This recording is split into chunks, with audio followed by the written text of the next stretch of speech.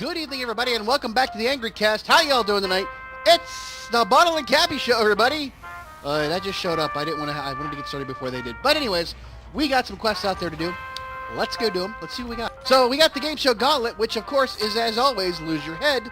But we're going to just do it just to get the stuff that's out of it, because it's always nice to have those. Also, we're going to do the search for Jobinson jersey part 11, runners in scoring position, keep tracking Coach and the jersey. So Coach survived the Alpha Deathclaw, but he won't survive me. The Sultan of Slime left another narcissistic note, so we know he's still out there. The search continues. And then we're going to do number 4 of the detective case files, the case of the lost lunch. Someone's been kidnapped. Help bring them home. You've uncovered a poorly written note among Nick's files. His grammar sucks. Asking for his help in finding a kidnapped friend. We're going to do all those, and we're going to start them, well, after the Raider Dam attack goes through, because, of course, that has to happen. Oh, I should have left it happen. They just broke in, and Cappy was in there. I would have loved to have seen him get shot, but it didn't happen. Okay, they're gone. Let's do it. We'll save the game show Gauntlet for last. We'll keep on to the case of the lost lunch first. The case of the lost lunch. Confront the thief. The thief who stole our hearts. Oh. Alright. Well, okay, anyway, so what... Okay, here's the thing. A little while ago, we'll tell you in a story in a little bit. Wait, you ain't Nick. You're here to help? The settlers snatched my business associate. Said they're going to kill him for stealing... We didn't do nothing. You don't look... He looks shifty. I don't like him. I think he's in on it. If I go in there, they'll shoot me dead. Talk to him for me, will ya? I have a feeling. Okay, I'll help, but only if you stop robbing people. Tell me the truth, and I'll consider helping. Did you steal from them? Now, be honest. Be honest. Wait, no, we didn't take nothing. I mean, look at this place. What's to steal? Now, please go help my pal, huh? Oi. Oi. Yeah, alright, fine, whatever. So a while ago, we talked about expenses and automating things and having all that stuff. And what came out of that entire conversation was the fact that, the, not so much revelation, but the information that, yeah, I am now paying child support because I am... I am a single father, technically, single father, and, that's what that is, that I am divorced. Yep. Yo, you, if you're here to beg for that Raider's life, you're wasting your time, just turn around and go. The Raider needs to learn he can't steal our food and live. Let the Raider go. Don't make me hurt you. How do you know he did it? How do you know he did it? Well, if it wasn't the Raider, then who was it? Look, if you find that food, then maybe we'll consider letting the Raider go. Okay. So we did that. Seemed to be pretty straightforward there. Ladies, how you doing? How you doing, ladies? So, because of that, I said, hey, this is what's happening, and I've talked about that. I wanted to kind of talk a little bit about this, and it was sort of like, how do I approach this subject with people? And it was brought up of a friend who had talked about online dating before. Now, here's the thing. I was married for about 10 years. That's not a long time, really. But I had known Bailey's mother for about 16 years. So, yeah, already. I mean, we've known each other for 16 years. Totally, from the start of our relationship to the end of our marriage. So, I can't believe I'm talking about this. It's just kind of like weird to talk about it anyways. But... we'll have to hold off on that subject. Jesus, there's a lot to do in here. You're here to help, right? Look, I didn't do it. Whoever stole the grub, it's living somewhere in the building, and it sounds mean. Please help me out here. Holy crap, dude. What are we talking about? Wait, that's it? That's all you got to say for yourself? All right. So the point of this whole thing is that at some point after things happened and settled down, and that was the end of it, and everything was, we were all cool, and we are cool. Everything is good. There was always the discussion of, okay, well, I'm not going to stay single forever. At least I'd hope not to. Now, I had a couple of misfires along the way, but eventually I found someone that I am truly happy with, very well matched with, has a very good relationship with my daughter, which is always important. But getting to that point, getting from, point A, which is your entire world ending to point B, which is everything being okay, there's a lot of distance in there. You do a lot of stupid things. Being 42 and having to go through all this in my late 30s to beginning of 40, you can almost call it a midlife crisis. Because if I live to be 84, I've had my midlife crisis. But being that age and going through it's different than when I was that age. It was different than when I was in like my 20s. If I had to go back and do what I did at the age that I was already involved and married, it would be a much different story. Having to start all over that whole process over at my age, man, that's rough. And then what do you do? So, back then, back in the early 2000s, late 90s, we didn't have the internet the way we know it. That's always my go-to point. We didn't have the internet as you know it. And because we didn't have the internet as you know it, we did not have dating websites. Like, I did something. What did I beat? It was okay, I guess that wasn't it. But anyways. We didn't have dating websites. Now, being single and going through that process, scary. It's kind of exciting, but scary. But that midlife crisis started out with me totally becoming a somewhat of a magnificent bastard. Meaning that I really changed a lot of my behavior. I started acting a little bit differently. I went out with my friends. Something I hadn't done in a long time. You tend to, when you break up with somebody or you get out of a long relationship, you tend to do whatever you can to distract yourself from the situation. And at the time, the situation was rather grim. Everything hit, my entire world had collapsed. And going out and drinking and having fun with my friends and just being a total asshole, for lack of a better term. Just not being like an asshole, like I'm, picking fights and stuff like that, but just not really caring how I acted around people. Nothing inflammatory, but just, in general, just being, a schmuck. That's part of it. That's part of those stages of grief, I think. I don't know. Should be, anyways. Where you just kind of lose yourself and become just detached from your normal center, and you start acting out. And, that can happen. So we would go out to places, we'd go out to drink bar, me and my friends, we sit there and we're yeah. And now, here's the only thing. My friends are all girls. Most of my friends that I hang out with are all girls who are either in relationships with each other or are looking. And, but they're my friends. So we can, the ones that, I can trust, were, supportive of this entire thing and said, look, you're going to find your way. You just got to get there.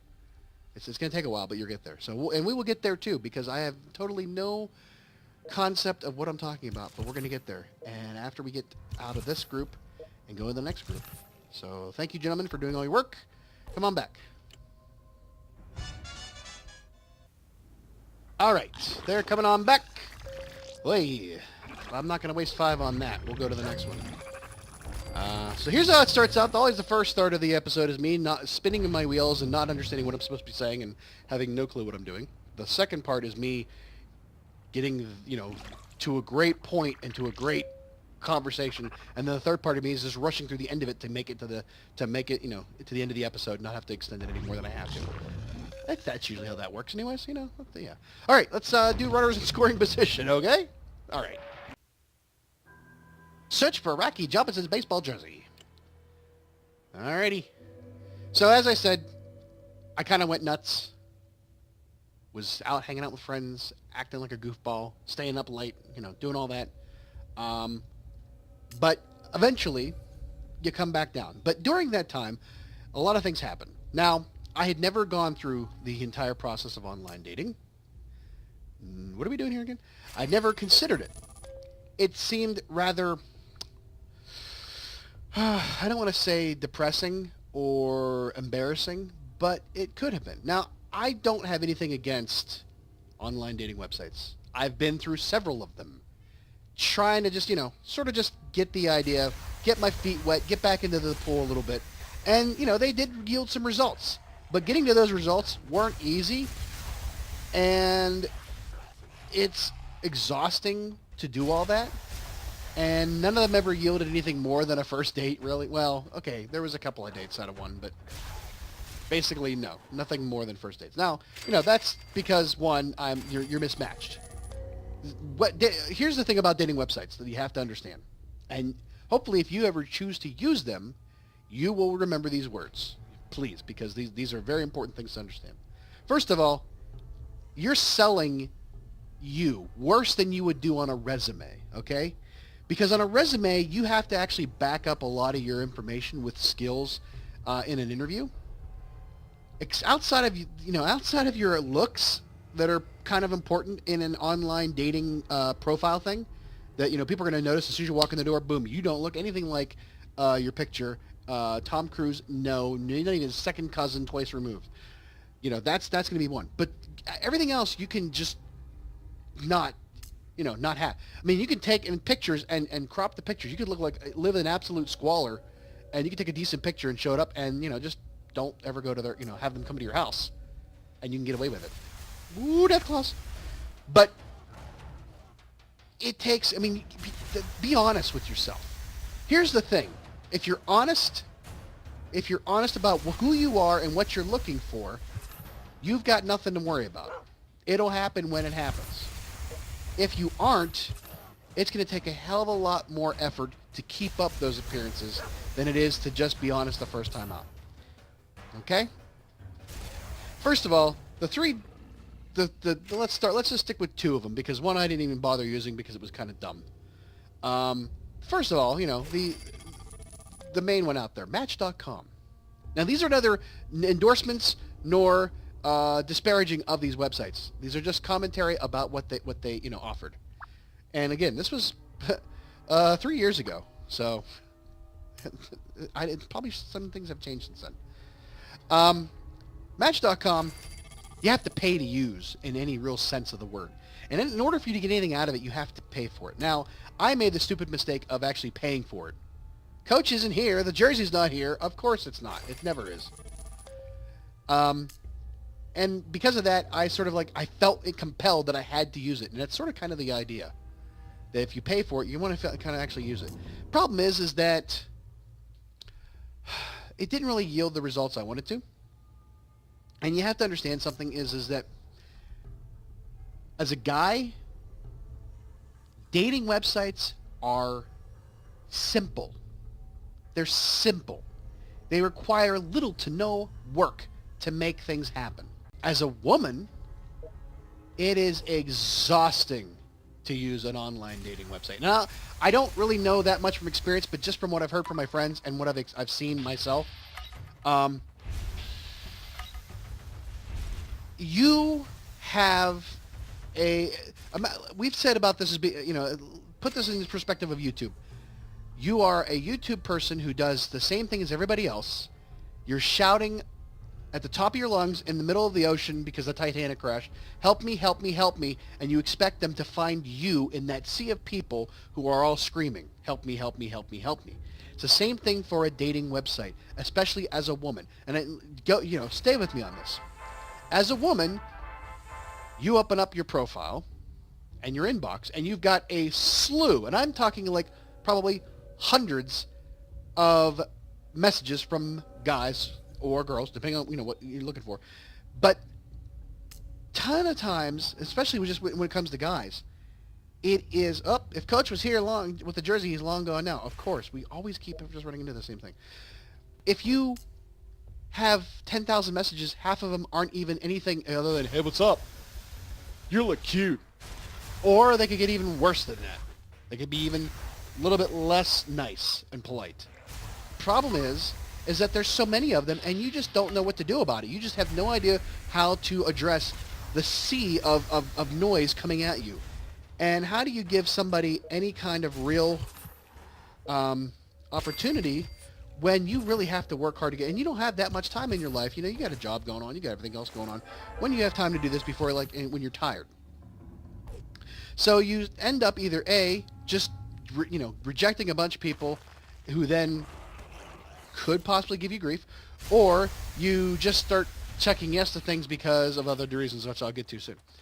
But there is so much crap to wade through and so many, so much bullshit to get through on a dating website as a woman that it becomes it's not fun. It becomes horribly not fun to deal with. For guys, the not fun part is a lot of times, in my case basically, is having to be the person screaming, hey, hey, hey, hey, hey, in a sea of other people, and you try to do your best to, get them to look at your message or, interact with you. So you have to step up your game and hope that you catch them on a good day, right? Because if they don't respond to you right away, it's nothing personal. It's just that you are one of probably many that they have to address. It's not about being, them being easy. It's about them being inundated with crap. So it becomes frustrating for the guys. Now, here's where we get into a problem with dating websites. And OkCupid is the other one that I went through. OkCupid, you can, set your profile to have certain things. You can answer certain questions. Sometimes, and some of the questions are either good, and sometimes the questions are like, oh my God, I can't believe I actually just answered that. If my mother ever saw this, I'd be in trouble. I don't care how old you are. Your mother would be like, what are you doing? So, that being said, you start out the first week, and you build your profile, and you put all this information, like this stuff about you. The Jersey continues to elude us. Really? Jesus, that's just whole pointless crap of being in here except getting the good stuff. But you begin to, you get this great profile. I've said all these things that are really wonderful about me. I really put myself in a really good position. And I set this filter to weed out people who I don't really want to deal with because of whatever issues I choose, saying, job, religion, age, likes and dislikes, anything like that. You filter all those things out based on, the criteria of the filters that you have, of searching. Then, after about a week and not getting any results or not getting any responses, or you've already messaged these people and you see the same 5 or 10 people in the list, you start to sit there and go, this isn't working. I see the same 10 people. I've contacted 5 of them. These 5 I really don't want to deal with, because that one's got a third arm growing out of its arm. But I really don't want to, I don't want to deal with this. So what do? You start settling. Now here's the thing. You went into this entire situation of saying, you know what?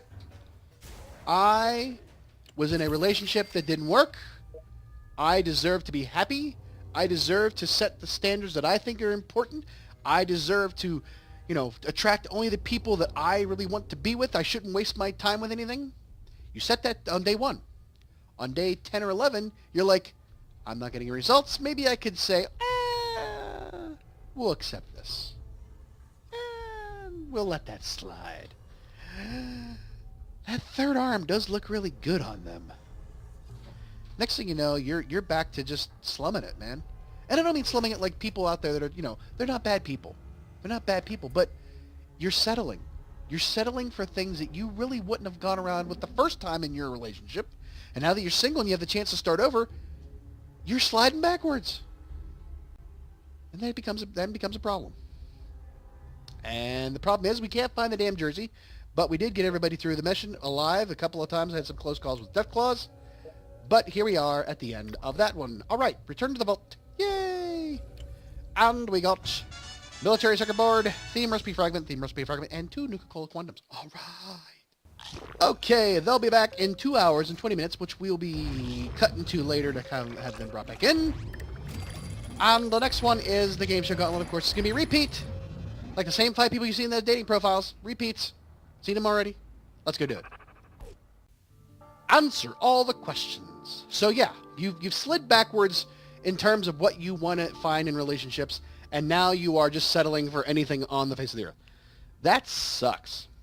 That really sucks. Now, you don't want to be mean to people who contact you that you're not interested in. So it's just safer to not answer the questions at all. But we will answer the questions here, or we will lose our head. Yep, glowing C. We know this one. Yep. So, what can you do? Well, first of all, I Oh, yeah, the third one. I didn't talk about the third one. Oh, boy, the third one. Yeah, that one. That yielded one result, and it just wasn't a match. We swiped. We met. We had, had an evening with friends, and we talked a little bit, but things got in the way. And truly, that was the point. I was at the end of the entire experiment that was dating websites and dating. It had been, let's see, 6 months, 8 months of this, and about 5 or 6 dates that yielded one person who was involved in a kidnapping, hostage, and suicide by cop because they caused a rift in their relationship with somebody else. I heard that story. I was like, okay, yeah no. Couple of people were really nice, just didn't work out. Didn't hear from them again. Hey, they were playing the game, and it happened. And I'm not bitter, and I never got bitter and never got upset with them about it. It's just, it is what it is. Here's the thing, you have to accept that it's nothing personal. It's not about you. It's just that, hey, look, you don't have to be a dick about things, all right? Accept it and move on. You might be the greatest person in the world. You might be the greatest person in the world. But they're not looking for you in that instance. They're looking for somebody completely different. And why would you force the issue on something that they don't want? Because it's just going to end up being regretful. It's not... I don't know if I remember. Sometimes... Oh, okay, I got that right. It's not about you. I mean, it's kind of about you, but it's not about you. It's about being compatible with the other person. Now, you may think that you guys have everything under the sun, but what about their feelings? And if you do a lot of things for people, if you're one of those people that like, I did this for you, I gave you money for this, the blah, blah, blah, all that happened, and this is what I get for it, and it's not about this. It's not about reciprocity. You either do things because you want to be nice and do things, or you do things because you expect something in return. And if that's the case, that's not a relationship, that's a transaction. That's a business. Don't be a dick about it, Here's the other thing. I got to the point in the process where I just didn't give a shit anymore. I just started being an asshole right up front on my page. And I mean, saying I'm being an asshole meaning is saying like, look, we all know what this is. It's a dating website. We're all selling ourselves to the highest bidder at this point. And you're going to contact me, and I'm going to read your thing. And, I was just being totally brutally honest. I was being nice about it in a dickish way. But the case is that, look, don't sell yourself short. Don't settle for things that you're not looking to settle for. And if it's not working, then go do something else. My personal opinion is that maybe you should. I grew up in, you went out and met people. You went out and talked to people and just struck a conversation with them. It wasn't scripted. It wasn't, based off of those things. Here's the thing. How do you get to know somebody online through a series of answering questions? You can manipulate that information. Go and meet somebody in person. Go and hang out with them. Meet their family. You'll see what kind of person they really are. I mean, granted, there are those cases of people who are completely unstrung and are unhinged and everything else. And that might be the case, but you'll find that out. And, just be safe. Be smart. Stick with friends. Stick close to people. Don't do things you wouldn't. If it smells fishy in your brain, it probably is. Just be safe. You don't have to, end up missing or in the bottom of the well putting the lotion on the basket just because you thought you'd just give this guy a chance. But the other thing is that I spent so much time looking for a relationship. And what I really needed to do was be happy with myself before I could be happy with somebody else. I had spent a good portion of my life, and I mean a good portion, I mean basically a third of my life providing for somebody else at the expense of sometimes your own happiness and your own wishes and dreams because you think, well, this is just how it's done. And when you you get there and you actually think about it and you think, you know what, we really weren't compatible. And it's nothing against the other person. It's just that sometimes you come to that conclusion. Now, granted, I know a lot of people say, well, in my day, we didn't just toss something if it was broke. We tried to fix it. Well, that's fine. And I think you really should try that. But if you both realize that something's just not right, it's just not going to be fixed, and it's better because there's other people involved, you need to do what's best for them. Now, that's the one thing we at least got right in this entire situation, was that we kept Bailey out of the process. She was brought in when time was right to talk about it, and I'm sure she's too damn smart. She knew. She caught us having an argument once, and she said, why don't you just get a divorce and get it over with? I'm like, wow. And she was 6 years old. That's pretty insane to think about, when a kid can be, more grown up about things than you are. Like I said, we've kept it amicable this entire time. Everything has been, if I ever get divorced again, this is how I want it to go. No. I mean, we astound people when we talk about things like, are you sure? Like, yeah, no, it really is this amicable. We've kept it civil. We have kept it to where, we put the best interests of our daughter first, and that's the most important thing. But back to the idea of the dating thing.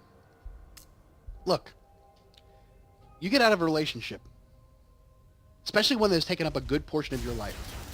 You are not the same person as you were when you went into the relationship.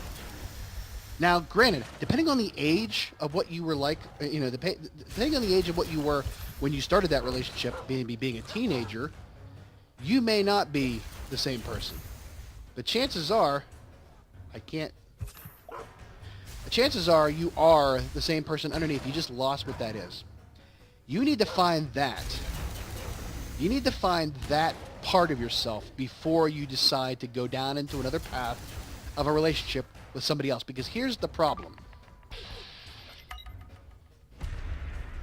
When you have been out of that sphere of meeting people, you are meeting them, for such a long time. You are meeting them not as you. You are meeting them as the recently, detached from this other person. You're meeting they're meeting one half of the couple, and all the baggage that brings with it. Meaning, they get the stories, and you might both have a lot of baggage to share. So look at my bags. Oh, those bags are nice, but look at these bags. Oh, look at that. Hey, this bag comes with the extra carry-on. There might be some shared misery between the two of you, and that's fine. But don't let that be the reason why you're hitting it off. You need to have something more than just, we both went through a horrible relationship. Otherwise, that's all you're going to ever have. Because chances are one or the two of you are both going to realize, I used to be like this, and I was pretty good at being that person. And now that person is incompatible with the other one. So I really suggest that if you ever find yourself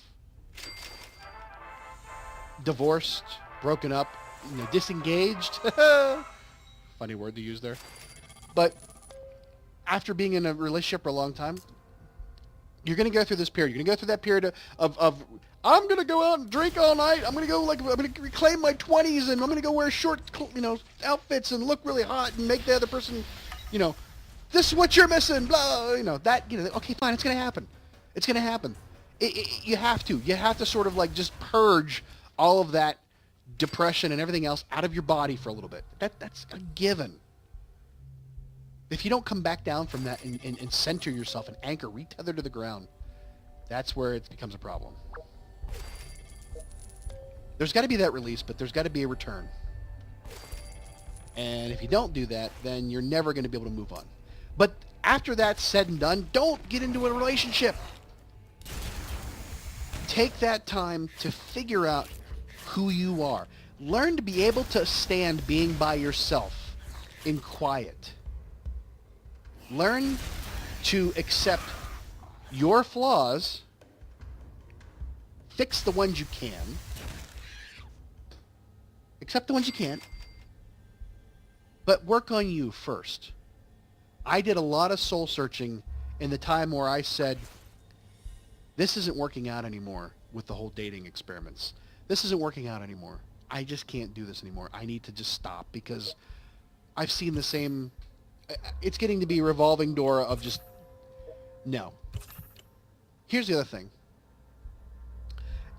In that time that I was doing all that, my daughter was there. Like, I mean, you know, she was there in my mind, in my life, and all that stuff. But she wasn't in any of those decisions. And granted, I had come to the conclusion that I was going to meet someone, get to know them, figure out if I was compatible with them first before I introduced them. You know, figure out that they're okay before I introduce them to my daughter. And if my daughter, you know, they hit it off, then, you know, we're great. If they don't, then we need to figure out what the hell the problem is, and it might not be something we can fix. Because she's going to come first every single time. But the thing is that if I don't know who I am first, how can I present somebody else and involve somebody else? Because, my God, the last thing I want to do is put her through another heartbreak. You know, she's had enough in her life, and she just needs to have something go easy for once. You know? So I'd rather her be okay with it on the other side of it. Keep her out of the decision until it's possible. Sometimes you don't get that choice. Sometimes you don't have that option. Sometimes you don't have the ability to detach yourself from your life, go figure those things out, and then come back. And if you don't, that takes a whole other set of skills that, you know, you will learn and you will figure out and you'll get good at. But for the most part, you need to figure out who you are first before you can be any good to anybody else. Because then what happens is once you are comfortable with who you are, you're really good at being you. You're not pretending anymore. You're not out there saying, I'm CrossFit and blah, blah, blah, and I climb mountains and I'm like got pictures of me on top of a mountaintop and it's awesome. No. Meet people halfway. Be honest with yourself first before you can be honest with anybody else. And eventually you might find that you meet somebody without even thinking about it or out trying. All right. We answered all the questions. We are coming back. We got everything we want. And 6 Nuka-Cola Quantums to boot. And some good stuff. All right. They'll be back in 8 hours and 29 minutes. We will bring them in and get all their stuff. And everybody's back. So let's bring them on in and get them back out for the next set of quests. Okay. Come on in. Yeah, duplicate. But we got a plasma thrower, but we already had that one. Duplicate. Duplicate. Oh, was that a duplicate? Oi! Oi! Oi! Hold on a second. Alright, come on in, you guys. Yeah. Duplicate. Duplicate. And Randy, that's Randy Campbell. Come on, boys. Come on in. So, as you can see here at the bottom, we got 44 battles on quests to be beaten. And that will give us another objective completion. And what is that objective for? What is that objective for? That is for Lunchbox. So you can see we still got some things here. We got the Mr. Handy, which hasn't been redeemed yet, which we will redeem at a later date. Because I got to find a place for him and do all that stuff. But for now, so let's set out the next set of quests. Another game show gauntlet for Fleeps and Fleep's sake. Why not? It's for Lunchbox. Sure. We will send out Sarah. We will send out Ryan, and we will send out Free Dog. Yeah, why not? Boom, boom. Grrr. Go. Next quest. Gonna be Detective Case Files 5 of 5. We're almost done. Some good junk and some Nuka-Cola Quantums. We will send out Keith. We will send out Butch. And we will send out Kevin on that one. Ow. The cat is yanking at my leg here. Just gee. Alright. Go ahead and do it to it. We got one more quest to get Randy Campbell and the boys out on. I need to get another... Yeah, do it. Fingers crossed. Yay. Why would it be fingers crossed, but you never know. The Bigsby Brown case. Track down the missing sleuth. Track down the missing sleuth, Bigsby Brown. That's what they're doing. And Conference on the Mound come through Holy Heart Hospital, number 12. And we're going to send out Jacob. We're going to send out Matthew. We're going to send out Randy Campbell. Boom, boom. Have fun. They going. All right, everybody's out on their quests. That takes care of that. So...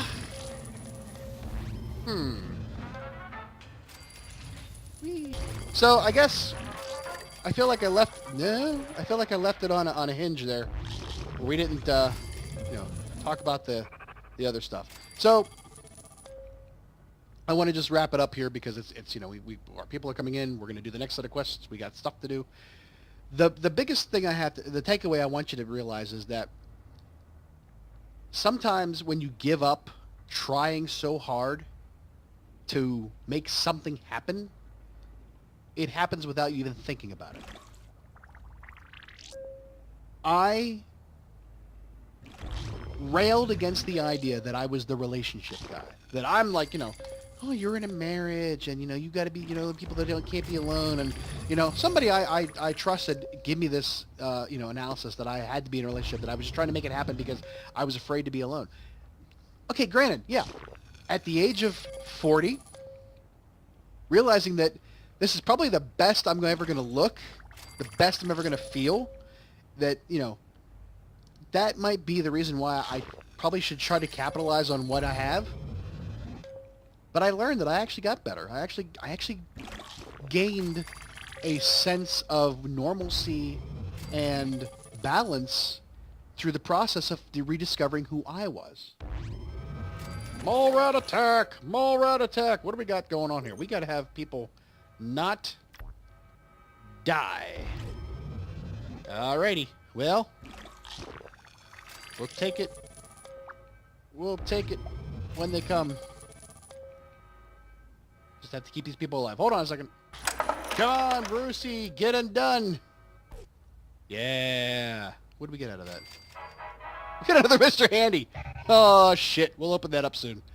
All right. So, yeah, like I was saying, hey, work on you first. To give you a little sense of what I'm talking about, I had just come to the conclusion that I no longer wanted to be involved in this whole dating experiment thing, and a friend of mine at the time asked me to do a favor for them, and go away. They asked me to, do something funny with my graphic design stuff, and as a joke, and it basically was. They asked me to Photoshop a picture of this person with John Bon Jovi because they were a big Bon Jovi fan. I was like, okay, yeah, sure, I'll do that. Why not? Never thought anything of it.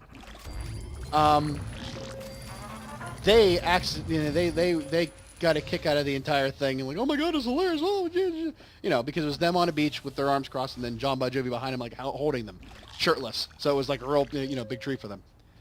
And soon that led to them coming to see me when I was doing Alice in Wonderland a few years ago. I was the King of Hearts. And we got to talking backstage. We went out to have drinks and dinner with some friends. And we talked some more. And then, we went out a couple of times. It was like, meet and go to a movie, meet and have some, drinks and dinner and all that stuff. And needless to say that after... almost 3 years, I'm taking Megan to see John Bon Jovi in concert in April. And we've been together ever since, and I'm quite happy with her.